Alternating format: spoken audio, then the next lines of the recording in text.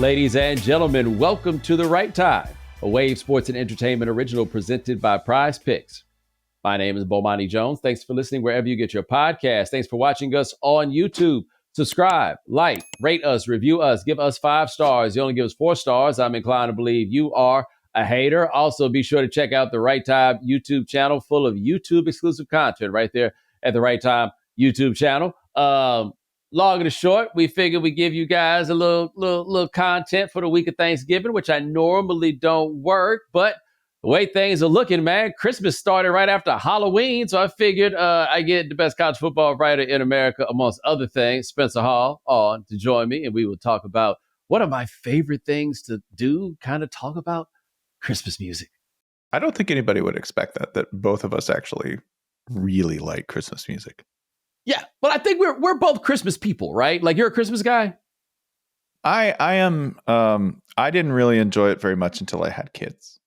And you have kids and all of a sudden everything's cool. Like, everything's cool about Christmas, like, because as an adult, you're worried about the particulars, but you go, hey, we're going to have candy. And they go, oh, there's going to be candy. You go, okay, there's going to be presents. And they're like, oh, there's going to be presents. And you go, oh, these are really cool things, right? Because you get caught up in like, they're going to be here and I got to have family here. You get caught up in the logistics and the hubbub of it.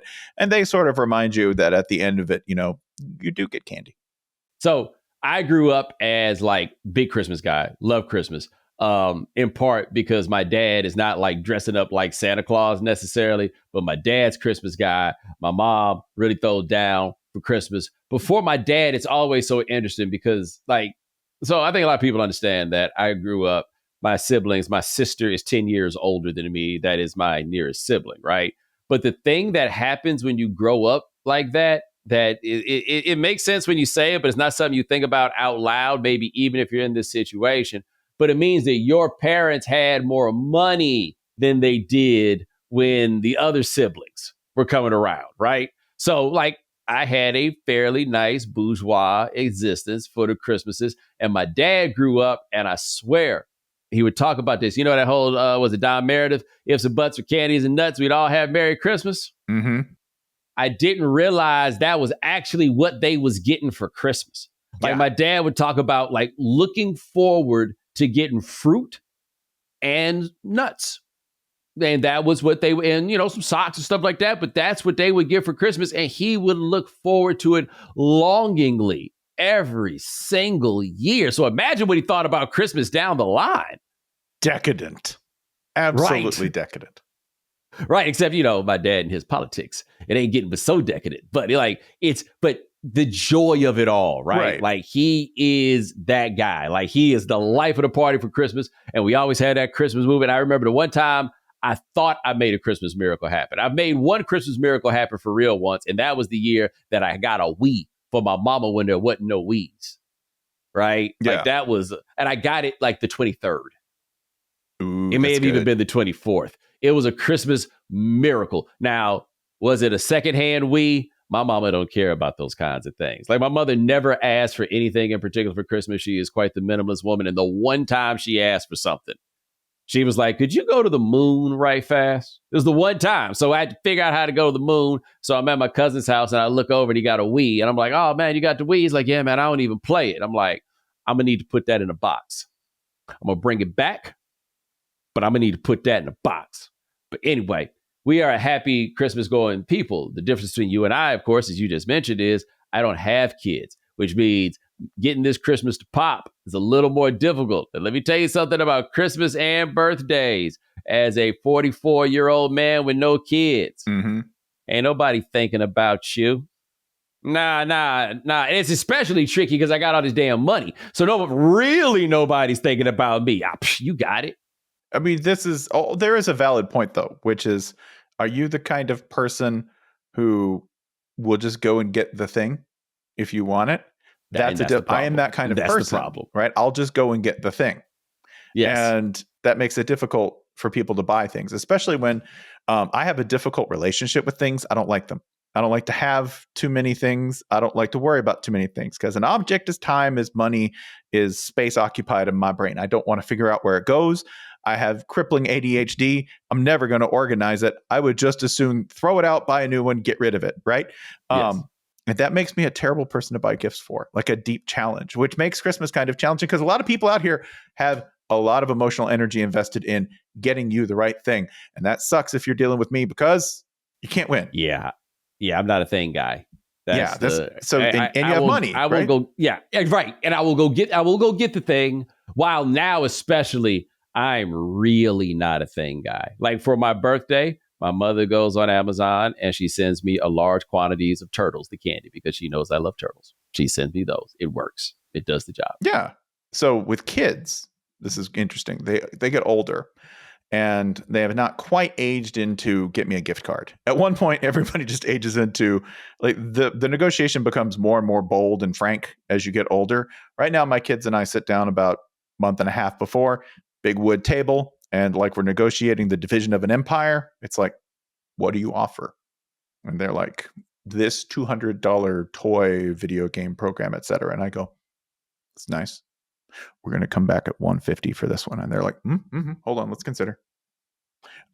Granted. Like we have a negotiation where we sit down and it's this grand thing, which is nice because kids have expectations. And when they get those expectations and it's not exactly what they want and they are 8 years old, you have all of the desire and joy and passion of a 35-year-old man looking at a sports car or something he wants real bad and the 8-year-old's inability to process any of it. So the disappointment can be very real. So know this, if nobody's thinking of you at the holidays, of course we all will, but know this, you don't have to deal with that.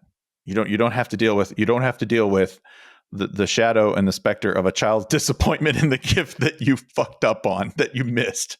Well, see, I was about to say, number one, I would like to note, though, over the holidays last year, one of the great joys that I had in the holidays was me and my buddy Wally Sparks coming over to hang out at your crib and have barbecue, right? And you treated on the barbecue. I believe it was like a actual Southern barbecue place, but made by Koreans, not to be confused with a Korean barbecue. It was a very interesting thing. Yep. Yes. Sean just perked up like, ooh, really? Yes. We brought it all together, right? But I would tell you the solution to what your problem is with the kids is, buddy, you just got to take your politics a little farther to the left. Like you grow up in a house like I did with some very clearly delineated far left politics. Maybe you get it. Maybe you don't. I didn't get a Nintendo until I stopped asking for it. So we've gone to now the 3-thing rule. We're trying the 3-thing rule, which is I'm going to get you the thing you want, something useful, and then just something kind of fun that I thought of. That's it, And we'll put a book in there. Like one of those is probably going to be a book. Which my kids enjoy. But I understand, by the way, there are some people who are like, they would remember you and they go, man, that was so cool. Uncle Bo was the uncle who always got me books. And I always really appreciated that. And then there's probably one kid in the family who's like, yeah, Uncle Bo was a lame nerd who always got me a book because he thought I was going to read it. Maybe he loved me and I appreciate that, but it was never going to take. Yeah, so it's interesting. I have a buddy whose son, I always got books, right? Like I feel like, and I made it a point. I always, when they were in that age, get them books that I like when I was a kid. What are the books that kids like between like 7 and 16? No idea. I skipped them all. But up until that point, I was, I know how to do that one. But then it's interesting. My buddy Nick's daughter, who's like my favorite person in the world. I don't know if this is a boy-girl difference. I don't know what it is. I've never given her a book. I want to see her smile just a little bit bigger.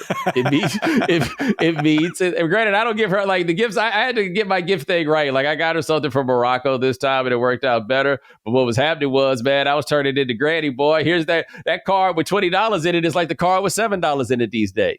So I have a niece, and I don't tell anyone she's my favorite. I have many nieces, but this one is the one who's, I have 2 sons, and my sons, I prescribe gifts. You're like, you asked for this, I had an idea for this, and then there's something you need. We have completed this exchange. You are good. We are fine. My niece can walk up to me on December 19th and be like, Uncle Spencer, I really like this thing. And I'm like, well, of course you deserve it, baby. There you go. She'd come up to me on the 20th and be like, I forgot this thing. And I'll be like, oh, you bring that computer over here. We can get that here on the 24th. It's next day. Let's go. I'll do that. Like, you're just weak for some things. And you're going to take the happiest L of your life when you do that. Yeah. No, I got a buddy who his voyage has become very, very interesting. But something fascinating that he told me, and it's actually funny because he becomes a bit of a men's rights activist now. It's a long story, but he would talk about before he used to be a teacher. Yeah, it's a long one. He was of some prominence recently. It's a long story. But anyway, he would tell a story about how he was a teacher. He said them boys, he had them under control, right? Because he's a pretty big dude. He got a presence, right? A deep voice. He'd be like, look, we're going to do this. We're going to do this. We're going to do this. And he said they was all under control, man. He said them little girls came over and he had nothing. He had nothing. They had all the tools and he had none of the antidote. You got to know that the holidays, you can actually feel good about that, right? Something like maybe part of the year, you're like, I'm too lenient on them. Holidays, rules are off. Especially, oh man, you take your kids to grandma's. Take the kids to grandma's and like they're like, hey, can I have a gallon of ice cream at 11 p.m.? And you're like, it's not my call. It's not my call. Go to her. And she's like, you go ahead, baby. You go ahead and eat that whole thing. It's fine. I remember once with Nick's daughter, she came over. I was came over there for Easter after they had gone to church because, anyway, they went to church.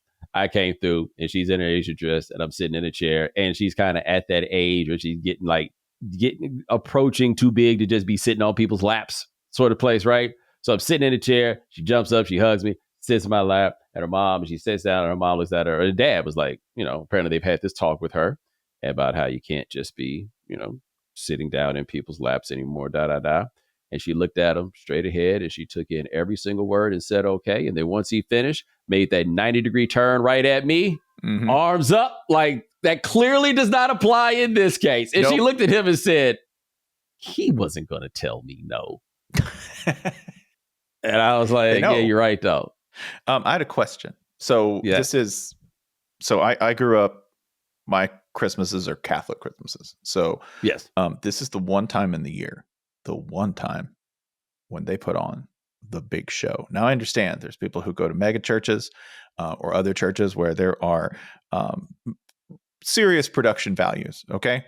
That was not my particular brand of mostly bare bones Catholicism. Okay. There was a guitar. There might have been an organ at times, some sort of keyboard. But Christmas was the one time that they went like full Roman glory, everything. We don't even go to the normal church. We go to that one downtown that's made of stone and that has dead people in the basement, right? Did you at any point get invited along with people for Christmas and go, oh man, this is a production? No, I've never been in a church for any Christmas because, my dad, he grew up as a preacher's kid and he decided he wasn't doing that no more. Right. So I've never had to do anything. That's the interesting thing. He loves Christmas as a social holiday. Like he does not associate it with the commercialism. He does not associate it with religion. It was just really associated with the goodness of the day. Right. This is just a lot of fun and everybody does it. I don't think we give enough credit to this holiday as being successful on so many levels, because if you're real religious, it's there if you want it. Right. But if you're not, we got like 2 or 3 different modes you can enjoy it in, right? It can be a nice time like your dad does where it's a social event. It can be a family thing. It can be the time when everybody decides to have a fun gift-giving white elephant game, right? Christmas is versatile. It's versatile in a way that like very few holidays are. And with it, I think the other reason my dad digs it, and a big part of it is the music. Yeah. We are big Christmas music people. And I was going to tell you, this was the Christmas miracle I thought was a Christmas miracle, but it wasn't a Christmas miracle. So every year growing up, the tape was the Stevie Wonder Someday at Christmas, right? Yeah. That was the one. Someday at Christmas. But at a point, it went out of print. They weren't making any more tapes of it. They hadn't put it on CD at this point. And I've never seen it on vinyl. I've looked for it, but I've never seen it on vinyl. But anyway, I saw it like on the Columbia House Someday at Christmas. I thought that like I had discovered the Holy Grail, as opposed to what I later learned was a little something called a re-release. But I showed up in the house with Someday at Christmas. Man, we was back jamming. The only thing that's really interesting about Someday at Christmas is that's a sad ass song, Jack. Like that, like when you really think about it, Someday at Christmas, we won't be such horrible people. Doesn't that sound cool? Well, someday at Christmas, men won't be boys playing with bombs like kids play with toys. That's the opening. Yes. Yes. That's how it starts. That's line 1. Yeah. Stevie got darkness in him, man. That's I think I always say about Stevie, when you really get into it, boy, Stevie got some darkness to him. But I thought more and more about it. Like I just mentioned that, but Christmas music is such an interesting genre of thing, right? And especially because it is the biggest money grab in music and entertainment. Everyone's done a Christmas album. And it's just, at one point, you run out of ideas and you go, well, I guess it's that time. I guess I need to do a Christmas album. And the shocking thing is, so many of them are really, really good. And you can still make a new kind of Christmas album. For instance, I'm just going to put everybody on this, okay? Some of you are horny Americans, okay? Some of you just stay horny. Good. There's a Christmas album for you. It's called the Ariana Grande Christmas album. It is the horniest. Oh no! Don't listen. It might not be the kind you put on around family, but it is consistently the horniest Christmas album. Is it? Because somebody told me, they're like, yeah, you need to go listen to it. Because I was like, oh, it couldn't be that. Nope. It is all about it. The whole thing. So highly recommend. But also, we're talking about how versatile it is. Do you want like the James Brown Christmas album, which is nothing but festivity? Right? Like delight. Yeah. Go get the James Brown Christmas album. Do you want the most depressing Christmas album you've ever listened to? And I can't believe it's this bad, but go listen to it. The Beach Boys Christmas album. The Beach Boys Christmas. So sad. It's the saddest Christmas album ever made. It's not what you expect. No, it actually makes you revisit much of their catalog to make you realize, wow, maybe that stuff's not that happy either. Like, so for me, the James Brown Funky Christmas is number one on the list. And it's for a very significant reason. It's a James Brown album. Yeah. He just has some songs about Christmas, but it's a James Brown album, right? Like, if you like the James Brown band, it's the James Brown album. Players. I mean, like, it's the same player. Yes, yeah. That's all it is. Like, can you imagine this? James Brown and his painstaking standards on a regular basis. Now we singing for the Lord. I have good news and bad news. Okay. Do you want something different from James Brown? No, you're not getting it. Do you want James Brown doing a Christmas album? Yes. Yes, you absolutely want that. It's great. Yes, he runs it. Like Santa Claus goes straight to the ghetto is the one that everybody talks about. But his Merry Christmas Baby is a great one. Great one. Merry Christmas Baby. And this is the thing, right? Like, there's so many different like wings and realms of the Christmas song, right? But the reason I brought up the money grab part is if you get a hit, for example, like Christina Aguilera, as soon as Genie in a Bottle hits, get your little ass in the studio, we making some Christmas songs. The Jacksons, you've never celebrated Christmas in your Jehovah Witnessing lives. It's July. Get in here and we gonna make a dope Christmas album that has, like, you want to talk about one with some festivity, boy, and bass. That one goes. But there's also like very clearly 1950s New York City, right? This whole kind of wing of people who are sad in hotels, lonely at Christmas because either their girl left them or somebody died or whatever it is. So much Christmas music is really, really sad. And Merry Christmas, Baby, even the Otis Redding version, which picks up in tempo, still a bit of a bummer. Yeah, it's Otis. See, here's the thing, though. This is what I think makes Otis great for Christmas music. He always sounds like there's a problem. Okay, like he's getting through it, and he's living, and he's experiencing joy. But you just know Otis is always singing like I'm double parked. Like there's just something that's on my mind, right? There's always an emotional weight to it, which I think makes him a really good Christmas artist. There is another Christmas album that was from my childhood, which is just like burned into my head. Okay. And it is the Bing Crosby and Andrews Sisters Christmas. Okay. Really? Way back. Yeah. Way back. This is my most Caucasian Christmas album. You cannot get more Caucasian than Bing Crosby and the Andrews Sisters. But it's the one that has Me Liki Liki Maka on it, which is so weird because somebody said, you know what we need? A Hawaiian Christmas song. that's what's going to hit in 1939. We're going to make an absolute hit. And it goes. It absolutely works. Like if you want to know what made Bing Crosby cool to somebody, it's in that song. Okay. Not in any of his others, but you go, I'm listening to a song that's an insane song about a Hawaiian Christmas sung by a guy from Ohio or wherever. And it works. I have no idea why, but it goes. Because Christmas music just goes. It's like they almost found like the rights for all of these, like the right set of chords, kind of like gospel music, like the hair-raising chords, the ones that just hit you and you're like, oh my goodness, right? Christmas music, and maybe it's because they bring in the jingle-ling-a-lingas in there or whatever it is, but it always just hits this space because look, this is a very much a commercial contrivance, right? Yep. They're like the big ones that come, dun, dun, dun, dun, dun, well, you know, like you got those joints, although Carol of the Bells, never lost. if you've been in like Big Stone Church when they do Oh Holy Night, Ooh, that one's interesting. It'll raise the hair on the back of your neck. It's serious. Yeah. Yeah, because I don't have that context, right? But I know anybody I've heard do Carol of the Bells, it's just like, oh, it goes. Oh, I don't know. Oh, okay. Yeah, we can do that one. But the sad, we're in the hotel lobby ones. What are you doing New Year's Eve is a great example of that one. I think Blue Christmas is one that kind of comes in that. And you really, I had never considered or thought about how many people are, the people who are alone on Christmas kind of need the Christmas music more than anybody. And man, that's a bummer. And I always hope for all of them, every single one of them, that they're in that sad hotel lobby and you listen to them songs and you realize, oh, these are all the soundtracks to Bad Idea Sex. Every single one of them. What you doing? Yeah. I don't want to be lonely. I don't want to be lonely either. There's a lot of "We Got Tonight" implied in that, right? There's a lot of, who needs tomorrow? Let's make it. How did Earth, Wind, and Fire not make a Christmas version of Reasons? They didn't have to. Reasons is already a Christmas song. You know what? That's exactly what it is. They needed to put some jingle bells in there because Reasons is the what are you doing New Year's Eve without actually being there. Just, look. I'm because of what happened with us, neither of us has anybody to spend Christmas with. So what you think? I give you the gift of a terrible idea for this holiday season. That's what I'm giving you. Yes. Just put on Reasons. Merry Christmas. I was hoping to be gone before you arose. The other one, the other one that if you listen to it, you go, oh, this is dark, is Have Yourself a Merry Little Christmas, which is weird because it's from a movie made during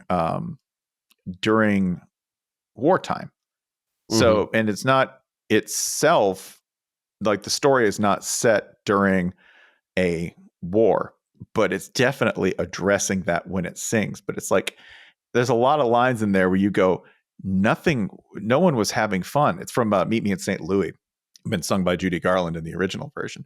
But it was written in 1943, when not just during wartime, but when things weren't going particularly well for our side.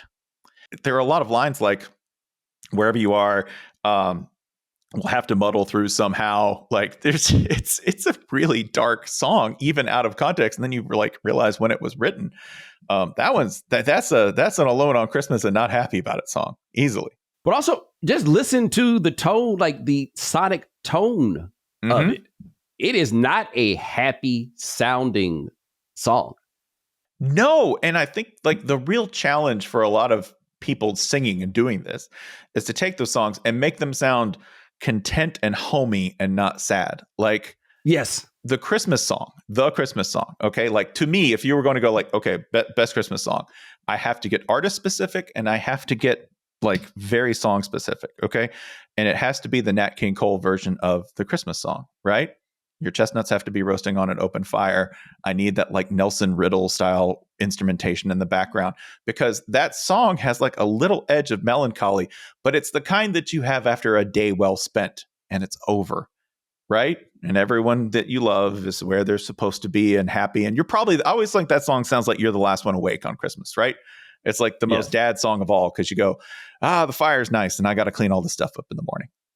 Coming up next, we're going to talk about some other Christmas songs and happy Christmas songs, and one that I think Spencer's familiar with, but I'm not sure.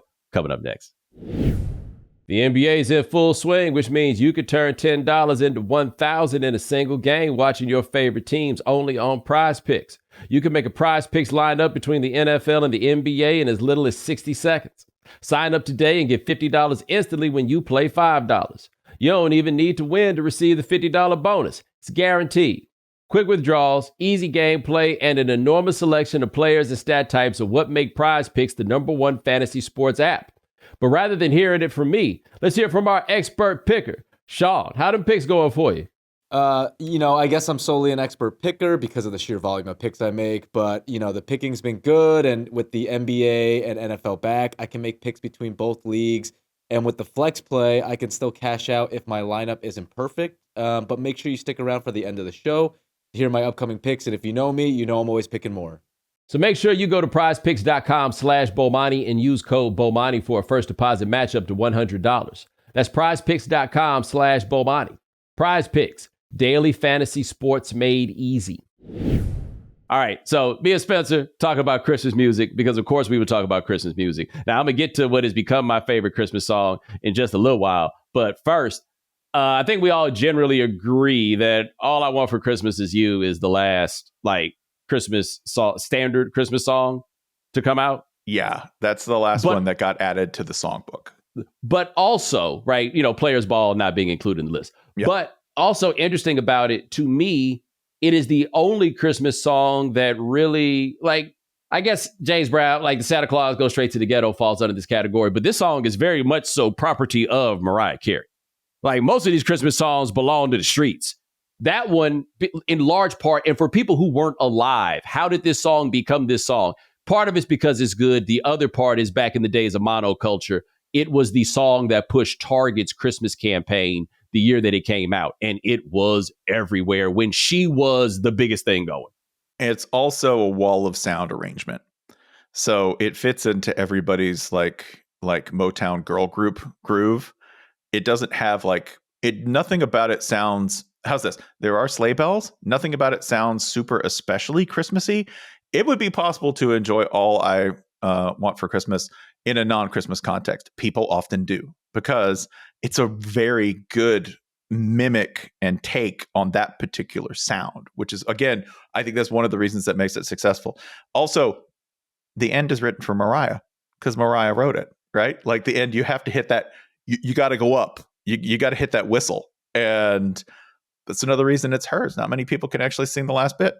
But it's that's part of why it endures as it does, is it's kind of like the last great one to push through. But I do now underrated Christmas album. I don't even know if it's a whole album because I really can only name 2 or 3 songs off of it. But the Chuck Berry Christmas joints with Run Rudolph Run, because here's the thing about Chuck Berry. Maybe the best songwriter that ever lived. That is somewhat hyperbolic, but he is in the discussion, right? Maybe the best singer just because he's so clear with every word. But Run Rudolph Run and his Merry Christmas Baby, also a banger. But Run Rudolph Run is oh no, this feels good. this is what's up. That's another great feeling one. Another it's very much in the category of guitar driven Christmas classic. Jingle Bell Rock is another one of those where you go Jingle Bell Rock. If you listen to it, there's a beer opening in the background. I don't mean they did it in the studio. I just mean it's implied in that song that you are kicking your boots back and popping a beer like that. You can hear in the middle of that song. They're both feel good Christmas songs, which I think is if you come out of this with anything, we're going to educate you on the feel good Christmas songs because there are some bummers out there, but we can get you feeling good. No, the Santa Claus is coming to town, the Jackson 5 one. Mm-hmm. Ooh, that one goes. Their version of I Saw Mommy Kiss a Santa Claus. Also one that's kind of hey, boy, do y'all know? Half the group knew what they were singing about at that point, but not necessarily the whole group, Yeah. There is there's a Christmas song that has, I think, probably been, it's not not well known or anything, but for me, if you have that Charlie Brown Christmas album, right? It's a utility that your home needs. And I can tell you why, because you don't have to think. It's all the same. It's all very mellow. It does have a little bit of melancholy strung through it, right? A little bit, particularly if the nostalgia starts to bite, which for those of you of a certain age, it will. But it's also jazz. One can only feel but so bad listening to jazz. The relaxation will trump the melancholy every time. Fun fact, best-selling jazz album of all time. Damn right. Charlie Brown Christmas is the best-selling jazz album of all time. Now, where do you stand on we call it liquor house music, but grimy soul Christmas classics? Yes, I am talking about Backdoor Santa. I am much more positive now that for several years running, I have run Bomani Jones' Christmas list, which I encourage everyone to put into heavy rotation. I didn't grow up with a lot of it. Yes, we will put it in the description. Yeah, we did actually get some Walter Wolfman Jones Christmas music when I was a kid. Thanks to my dad's occasional forays into grime, the original version of grime. Yes. But I feel much more positive about them now because now I've played them enough to where they're associated with everything that I do on Christmas. And that's actually, this is a direct thank you to you. Like I now, like seriously, I've run that Christmas list now for like 5 or 6 years, whenever you first put it out. And Backdoor Santa is now a wholesome memory for me. I encourage you, make it a wholesome memory for you too. In every version of Backdoor Santa goes, because only a nasty motherfucker's doing Backdoor Santa. Yeah, it's only Clarence Carter. It's only Albert King. But you know what? Christmas is for everybody. Nasty motherfuckers get their Christmases too, okay? And they get their presents. Can they describe them in front of the kids? No, they cannot. But they're going to enjoy them nonetheless. Yes. Now, also, my Christmas list, as I'm scanning through it, it's got a lot of Charles Brown, the tragically underrated Charles Brown. Like, you talk about great R&B soul man.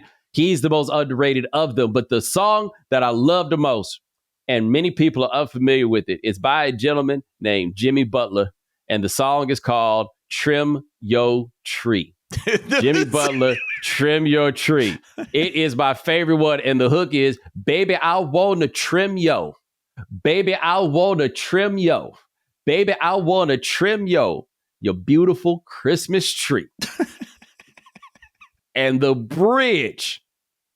I'm going to bring along my hatchet. My beautiful Christmas balls. I'll sprinkle my snow upon your tree and hang the mistletoe on your walls. You know, it's subtlety that makes songwriting, Bo. It's subtlety. And he's on it. Yes. He's 100% on it here. Yes. I love that humans are awesome. And he sings it with a passion. Mm-hmm. No, he feels it, right? In the Nasty Man, in the Nasty Boy Christmas canon. Yes. I don't know if he has another song, by the way. The only song I've ever heard from this Jimmy Butler, and the internet tells me that this song was made in 1954. Yeah, which is proof that if you think that Nasty is original or new, it isn't. No, it's hallowed cultural tradition. Yes. Someone posted it on SoundCloud under the heading, Jimmy Butler, Trim Your Tree in D. I am assuming that D is the key. But, you know, in this day and age, you never know. Like, I like sneaking these guys. Look, all popular music is sneaking innuendo past your kids. But doing it on Christmas feels like even more fun. I'm telling you, add that Ariana Grande album to this canon. It fits right in. It is not far off. It's just the female version of it. It's right there. It's just lady nasty. That's all. As I think about this, though, I'm surprised there aren't more Christmas songs about, you know, taking that walk. Mm-hmm. I feel like, you know, all of us that, hey, we're going to go take a walk. You never take a walk any other time in your neighborhood. But now you and your cousin or your brother or whoever it is, we're just going to take a walk. I think you're describing a commercial opportunity, Bo. Okay. It's not going to be all I want for Christmas is you, but it could be a standard if somebody if somebody rings that bell just right. D'Angelo, if somebody will pass this across to D'Angelo, this is perfect. Yeah. I'm telling you. And also, that's what everyone wants, right? Everyone wants that annuity. Because if you write a good Christmas song, that's an annuity. It's coming around every year. That streaming check is going to bump every single December and January, probably when you most need it, right? Right when that tax bill's coming up. Let's just go ahead. What they used to say when I worked in radio was just like, everybody is avoiding cheating because if you just played Christmas music, you'd hit your number. Yeah. Like no matter what your number is, if you just played Christmas music, you would hit your number. Yeah. I'm going to ask you, I'm going to just mention several songs that are controversial. Some people like them. Some people don't. I'm going to defend this one, but I will also admit that it's kind of terrible. But I have a sentimental attachment that transcends any possible aesthetic judgments that I could make about it. And this is one. Simply Having a Wonderful Christmas Time by Paul McCartney. Bomani, I acknowledge that this is a terrible song. I love it dearly. I love it like I love an ugly dog. I don't think that we have ever cut anybody more slack for not occasional fits of corny, not even periodic fits of corny. Set your watch to him. Yeah. It's going to be 1 or 2 per record. It never fails. He's also way cooler than you would think, but always prone to a fit of corny. And I feel like that one kind of falls into space where, Definitely. okay, we're letting you do this. We love you. Why don't you play your little Christmas song and then get off the stage? Remember when we went to watch Andre play his flute? Mm-hmm. We just let you do that, dog. We're here for you. We're here for you. Yeah. The music. You've given us so much. Yeah. We're just proud you're still here, boo. There you go.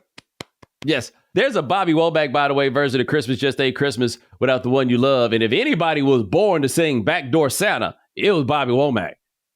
Yeah. That's one of those ones where you go, I don't want to think about it too much. Yes, Bobby Womack. Now, I will throw one out there. I don't think this is controversial. I just never quite know how I feel about it. And it definitely doesn't make me feel better. But of course, that is Last Christmas by Wham. Oh, I'm a huge fan. Really? Yeah, no apologies. None. Somebody's going to be like, that's a terrible song. And I'll be like, you might be right. And I'm about to hit repeat. I'm about to listen to it again. My favorite thing about Wham was, and always will be, there was this cool kid in school, and his name was Andrew Ridgely. And then he met this other kid named George Michael. Like, I would love to know what it was like for Andrew as he slowly realized, oh no, everything is changing now. my life's going to be different now that I'm half of the duo that put out Last Christmas. I'm the new Garfunkel. Like I never thought that this would be what my life would turn into, but I am the new Garfunkel. How do you feel generally about New Orleans style Christmas songs? 100% for them. That's because you and I are both such New Orleans marks for New Orleans. only place where you could go get food poisoning, get robbed, and you're like, I can't wait to come back. Like, just can't wait. What an experience, right? I'm 100% for them, and that includes bounce remixes. If you do, by the way, that little washboard thing that all like Bayou music does, kills Christmas because you just put some sleigh bells over that. They all bang. Hey man, let me tell you something. I don't know if anything. Zydeco is the original crunk. Like Zydeco gets it cracking like nothing else gets it cracking in the Zydeco Christmas music. Mm-hmm. Oh yeah.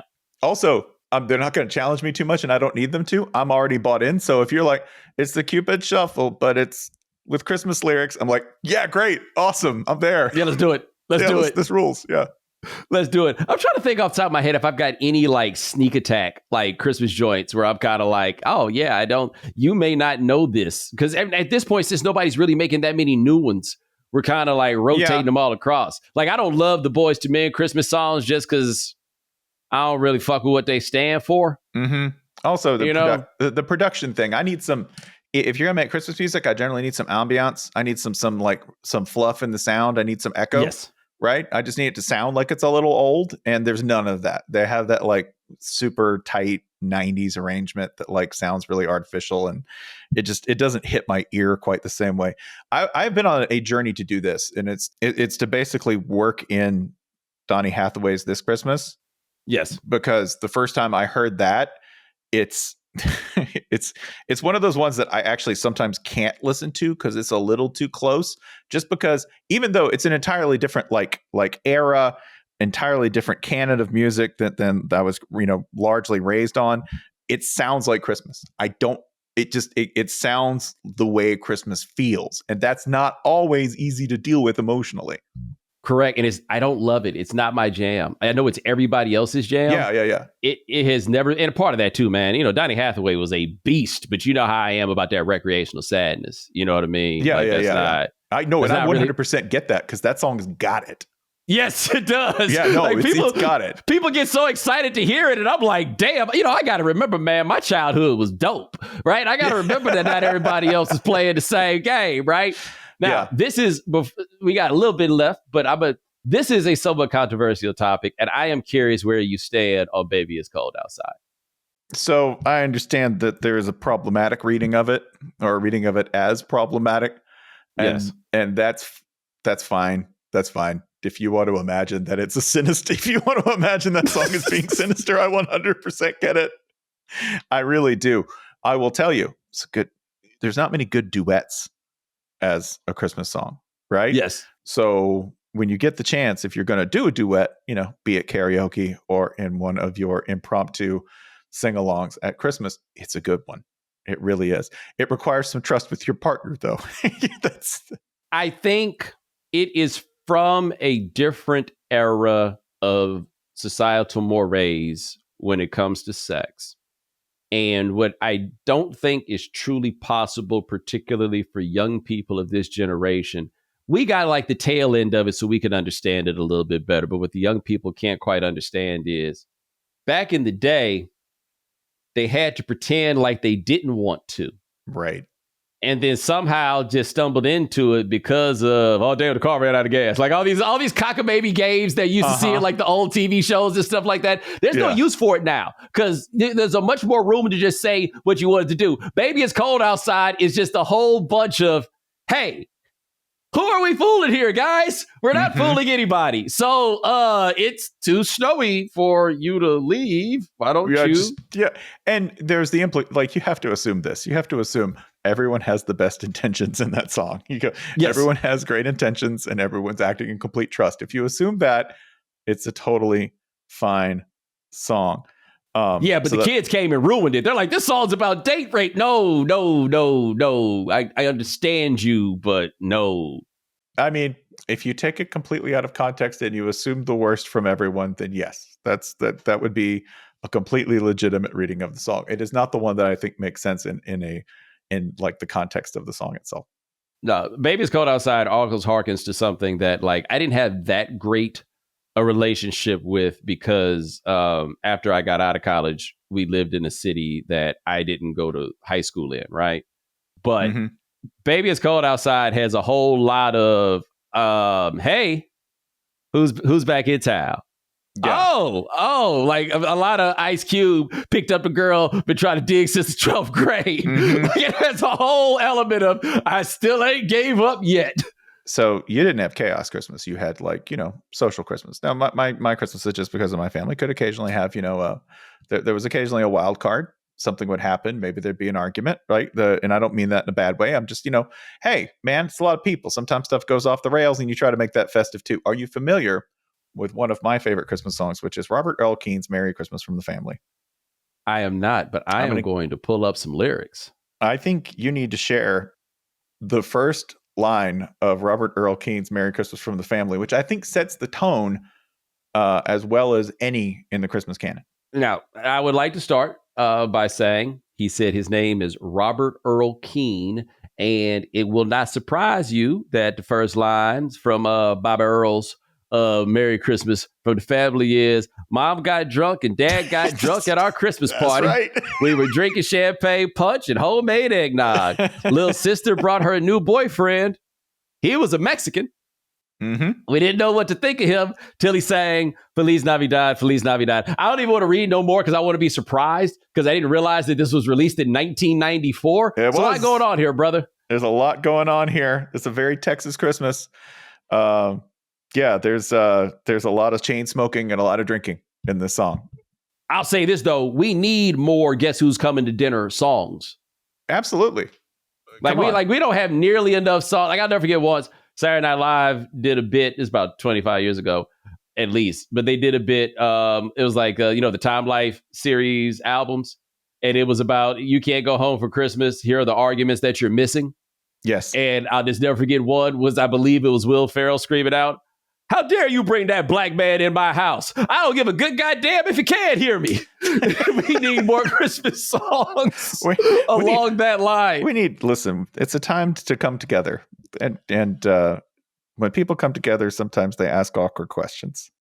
This Bob Earl guy, he went to Sharpstown High School in Houston, which means my auntie might have been his teacher, which explains a lot. So he went to high school in Sharpstown, HISD, and then he went to College Station, and then he moved to Austin. Yes, he's singing the songs about somebody brought home a Mexican for Christmas. Robert Earl Keen, American classic. H-Town. One of my favorites. I'm going to just put you on the spot here because I'm going to ask the question. Okay. Yes.